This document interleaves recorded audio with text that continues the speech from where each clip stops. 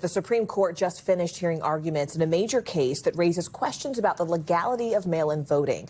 The conservative justices appeared skeptical about allowing states to count ballots that are mailed on time but arrive after Election Day. The court's ruling could upend the voting process in more than a dozen states just months before this November's midterm elections.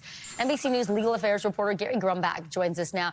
So, Gary, this case stems from an election law in Mississippi. So walk us through it and what we've heard so far from the justices.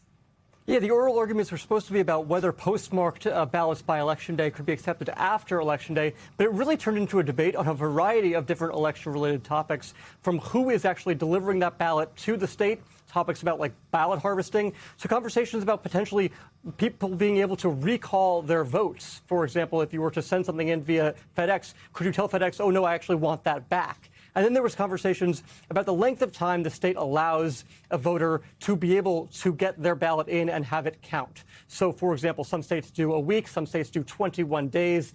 Conservative Justice Samuel Alito, predictably, was pretty upset about all of this. He said, we used to have Election Day, now it's Election Month or Election Months. Guys? Gary, if the Supreme Court does rule in favor of the RNC and Mississippi's GOP, what does that essentially mean more broadly for the rest of the country when it comes to these midterms? So Mississippi was the state that was arguing this and defending their own law, but there's 13 other states that have similar laws. So this would be a very significant thing for almost half the country here in terms of whether or not ballots would be allowed to be counted after Election Day. You have a map there that shows states, both red and blue states that we're looking at there. And it also specifically relates to some of these military ballots, right? Folks that are serving overseas in our military, especially right now, may not be able to get their ballots in on time, even though they are postmarked by Election Day. We will have to see exactly how the justices write this opinion. We should be getting it by the end of June. We thank you for watching. And remember, stay updated on breaking news and top stories on the NBC News app or watch live on our YouTube channel.